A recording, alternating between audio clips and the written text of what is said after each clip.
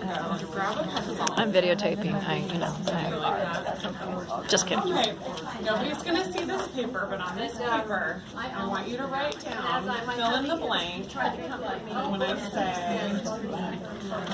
I feel guilty about my scripture study. Oh my gosh. Just write it down. If you don't feel guilty, awesome. Just leave it blank. You don't feel guilty. I was trying to find some reason. Leave it blank. Or if you are discouraged, or if you feel discouraged about something, or stressed out, if there's something about scripture study that stresses you out. Okay, so we feel guilty and stressed. Yeah, and guilty or stressed or discouraged. And discouraged. It's only Because lack of scripture study. this is only related to scripture study.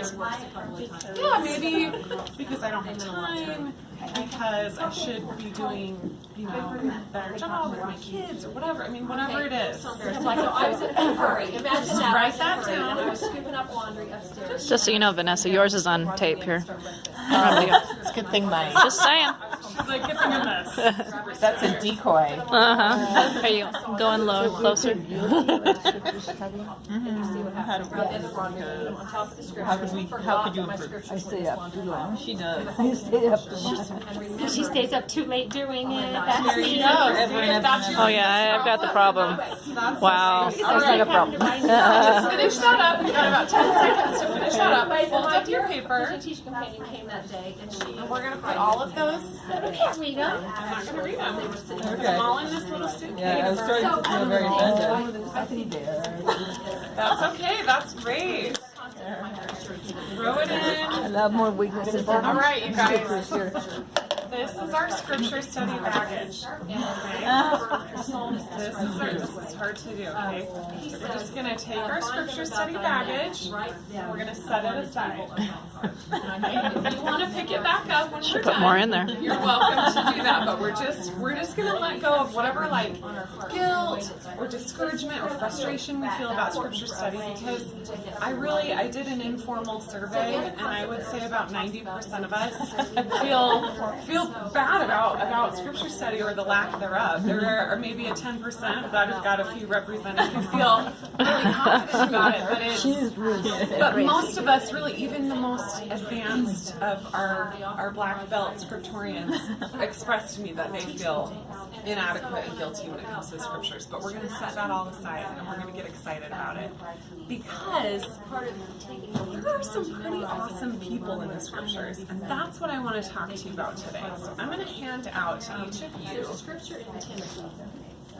a picture which represents a different woman in the scriptures. And so I want you to look at your woman. Did everybody get one? Yeah. Look at your woman and tell me if you can figure out who it is, what's happening, and I guess as you look at it, just think to yourself, is this someone that you would like to get to know better? Is this someone whose life might be interesting to learn more about? The reason Rachel asked me to do this is because she wanted me to talk about women in the scriptures and studying by topic or studying by character. And that works really well for me. I kind of have a hard time just working my way through chronologically without a lot of direction. And so doing a topical study can be a great way to keep your interest in the scriptures. When you're feeling like, I have to, this book is 2,000 years old, how am I supposed to figure it out? I don't know. So women in the scriptures is what I'm going to talk about tonight. So share with us who your woman is, or women, and what they're doing. Just anyone who feels inspired. I have Maria. Yes. So Mary, obviously Mary being the mother of Jesus, is probably I don't know about you all, but probably the least documented in the scriptures, except for just a couple verses, unless I'm missing a major standard work somewhere. But the fact that she was the vessel in which to bring forth our Savior was quite a daunting and humbling humbling task. But all that we know about her is very little. And so to study her might take all of 5 minutes, but then to ponder about her and the role and the responsibility and the role of motherhood, you could, I'm sure, ponder a lot more. But to actually read of her, 3 verses. Well, 3 verses on that page. But I think one thing that's interesting about topical study is you go into it thinking, oh, there's not going to be that much on this topic, and then you're like, oh, there's so much, you know. So that's what we'll get into it a little bit more. Anybody else want to share about who you're looking at? I have Mary and Martha, which you think about the classic story about I forget who's the one that was sitting at the Savior's feet, because listening to him working while the other was doing the work. Right, Martha always Complaining. She always gets such a bad rap, but I think if we dig into that story, we might find a little bit more there. But how would I like to be each of them? In different Right, and they actually, there's a lot more to their stories than just this one instance of the serving and the listening. They were, for Lazarus, their brother, and I mean, they had a lot of interaction with the Savior, so I think they are very interesting characters of the scriptures. Anybody else? I have Tabitha, who was, I don't recall Tabitha. Her name was Dorcas. Dorcas? Yeah. No wonder. Stick to Tabitha. Stick to Tabitha. Yeah. It's from the Bible. Named after, but she has beautiful skin. But she It's was a photograph. by, and then Peter helped her arise. Yes. The beautiful skin. There's 2. Yeah, so this one is Tabitha, and then on the other side, it doesn't say who this is, but I was thinking of it as the daughter of Jairus, who was raised from the dead. Oh, okay. I don't think I was paying attention when I put this together. All right, does anybody else want to share about your person or who you know? This is her story that Jesus and his disciples were wandering in the streets, and had been very ill for so many years. Never had the fame to touch his garments. Right. So we don't know her name. She's just listed in the scriptures as the woman with an issue of blood. And so I think that her story is super interesting. And she gets like 2 verses, maybe 1 verse.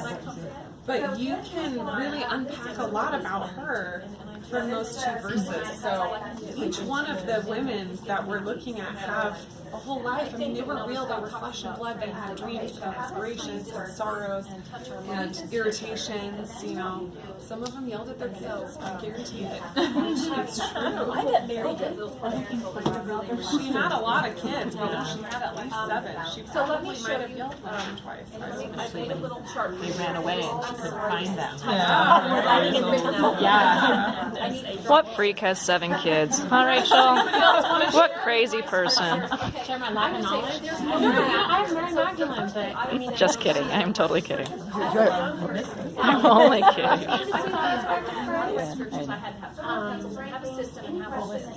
That's not how I do it. There's a lot of legends surrounding her. People Yeah. are signs and Yeah, I mean, she was this, she was that, she was this. Yeah, I mean, what do we really know about her?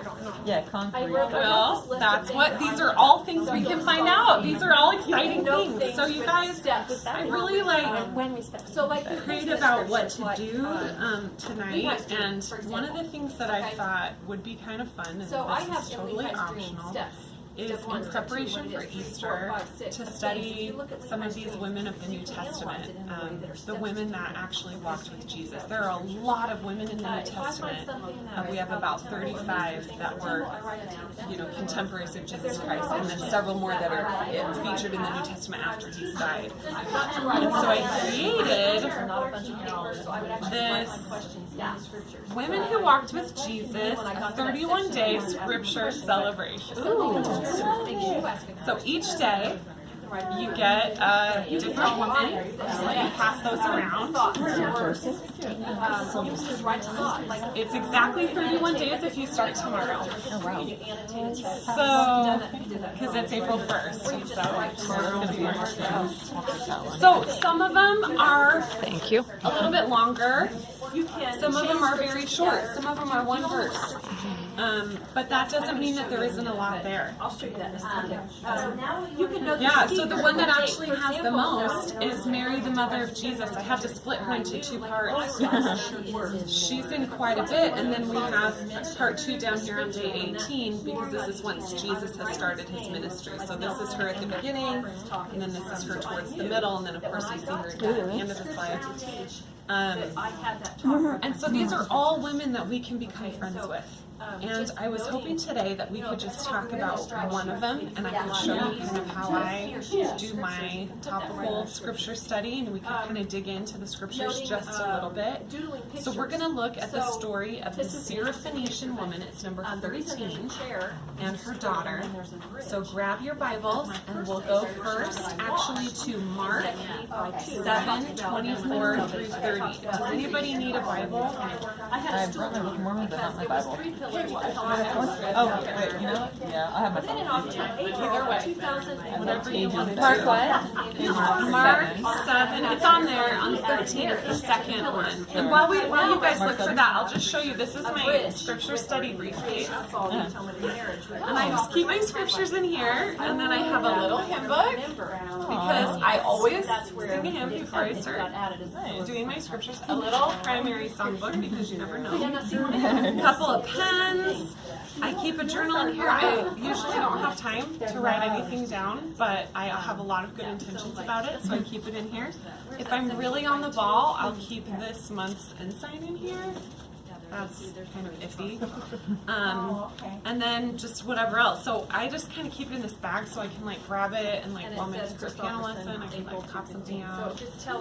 It's I don't bring it to church, I will tell you that, because it's big and heavy and I'm in primary. But I can cart it wherever I need to go in the house. We don't study scriptures in primary. Yeah, not to this level. And I just want to break the myth that like you have to have the perfect circumstances to study the scriptures, because you don't. It doesn't have to be perfectly quiet. Your children don't have to be like silent little angels. You don't have to have a dedicated, wonderful space with sunlight and like rainbows and butterflies. You just have to do it, you know. And if you're feeling bad about studying the scriptures, I say set what I call an attendance goal. Just open the book. Even if you don't even read anything, at least you sat down and you opened it, or you stood up and you opened it. Just one day, for one day during the week. And if you're successful at that, then maybe try 2 days. You know, just open the book. I call it face the book before you Facebook. So that's my rule for myself. I have to face the book before I let myself get on social media, because I do have a lot of minutes, which I usually, you know, like filling in the cracks of my day, which I usually fill up with like time wasting things that can be good, but this is also good and also so, you know, just face the book. Even if you don't read, even if you're like, I'm so mad right now at the scriptures because this is so hard, at least you're making some kind of an effort. And I feel like the Lord always magnifies even your tiniest effort, and that will help keep you going. And eventually you'll get to be a black belt like the other teachers. All right, so let's get into this. Can you do it in 3? Yeah, we'll do what we can. Giving you a 3-minute warning. Is that kind of okay? 3? Amy? Okay. Okay, so let's go to Mark 7:24 through 30. Would somebody read that for us?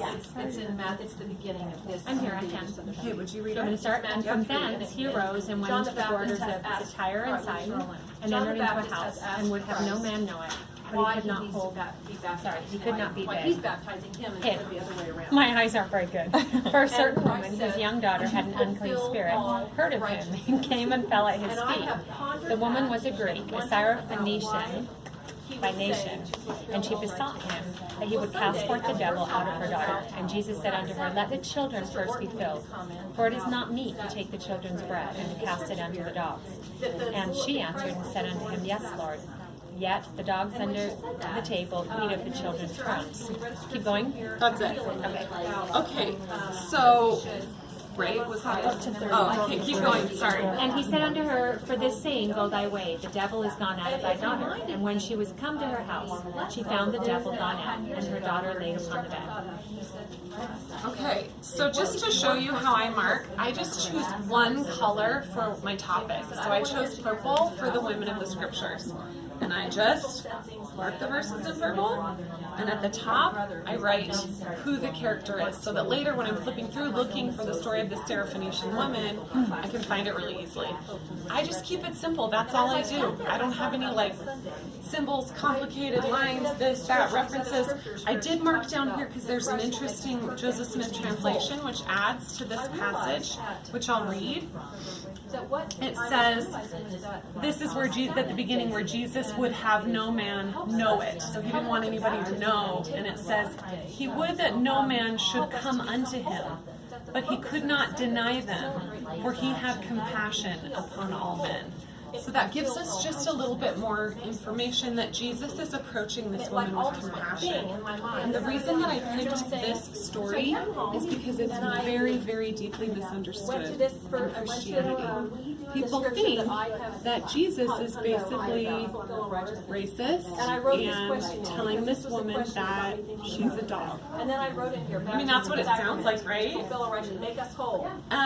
Why, though? Why is he even talking about dogs? So we look at verse 26. The woman was a Greek. That's the first thing we know about her. Well, it's not the first thing. We know that she found Jesus when he did not want to be found. And then when you get to So she not only was motivated, but she also was very intuitive.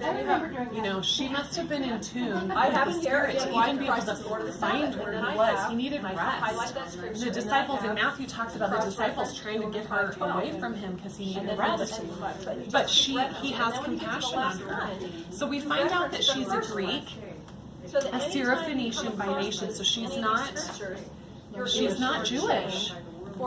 And she comes to Jesus so that he will cast forth the devil out of her daughter. And we hear a lot in the New Testament about Christ casting out devils. And we don't know really what that means except that it could be mental illness. It could even be physical illness. That was how they described any kind of illness that they didn't understand, which was most forms of illness. So we don't know what was wrong with her. But something serious enough that her mother is really motivated to find Jesus. So what does Jesus say to her? Let the children first be filled, for it is not meet to take the children's bread and cast it unto the dogs. That's a weird response. Yeah. Where's the compassion in that?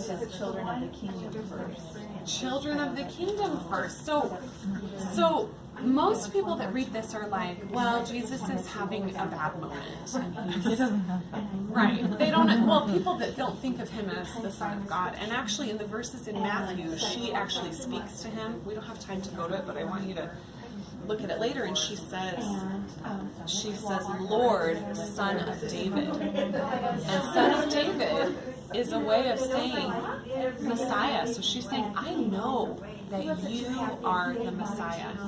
So she has faith in him, not just as a healer, as somebody that can do these miraculous healings, but as the true Son of God. And so what is he trying to teach her here? And what is he trying to say?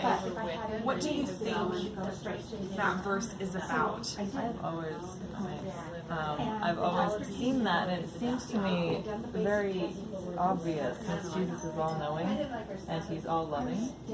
He knew what she was made out of, and he was putting her on the spot to show her off, so to speak. Say, I know who you are, and I know how you're going to respond, and I know the humility you have. Here, let me show you off. Not only to the people around them, but clearly even to us. That even when she's met with a very harsh, or it seems a harsh rebuke, she kept her humility, she kept her faith, she didn't waver an inch. And here we are, 2,000 years later, learning from her example. I don't think that Jesus just did that randomly. I don't think so either. And he right there, he also compliments her on the faith that she has as compared to the children. Exactly. So two things are that's happening what in this verse. The first one is he's testing her faith. He's saying to her, he's giving her a little bit of a challenge to see how she responds. But the second thing is that he is it's foreshadowing what is going to come. And what I love about this verse is that he's doing it in a way that speaks to women. I feel like all the scholars, all these super smart Christian scholars, and even, throughout history, they've almost all been men, and they all interpret this and they don't get it. But I think when Christ speaks to women, he gets it. And she's a mother. She was almost, I guarantee, the one who put food on the table every single day. And I want you to imagine in your minds that you have made the most beautiful, tasty, nourishing feast of your life. It's insane. It's awesome. And you put it out on the table, and you invite your children, and they all sit down, and they say, Mom, what did you make? That looks disgusting. I'm not eating that. I can't imagine that. That right? Right? And you've got this beautiful feast. Your kids won't eat it. They're not interested. Well, not even that. I think it's more than this. Dogs can be a derogatory term in the scriptures, but I also think that you're sitting there, you've got this gorgeous feast, your kids won't eat it, and your dog is looking at you with those big puppy dog eyes. He's ravenous. He'll do anything to get a piece of that feast, just a crumb of that feast. And God in his mercy says, okay. And he's foreshadowing what happens, how he will be rejected by his own people. But it was God gave the Jews of his time a feast. He gave them Jesus Christ as one of their own. Wouldn't we love Jesus Christ to be one of our own today? He gave it to them, and they rejected him, and they denied him. And then later, the gospel goes to the Gentiles, the gospel goes to the Greeks. And they are ravenous for it. They are hungry for it. And so what she says in her wisdom is, yes, Lord, yet the dogs under the table eat of the children's crumbs. And so she says to him basically, I know who you are. And if all I can get right now is a crumb, I will take it. The interesting thing about Jesus is that he doesn't give crumbs. So you felt like He gives loaves, he gives fishes, he gives living water. And I wanted to tie that into our scripture study. I think some of us feel like